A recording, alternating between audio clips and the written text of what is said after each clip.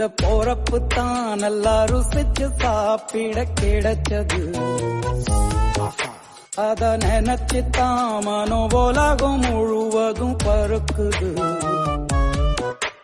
சுட சுட அந்த மதுர மல்லிப்பூ இட்லியே மீன் குழம்புல கொஞ்சம் புரட்டி சாப்பிட எச்சிலு ஊறுது உள்ளுக்குள்ள.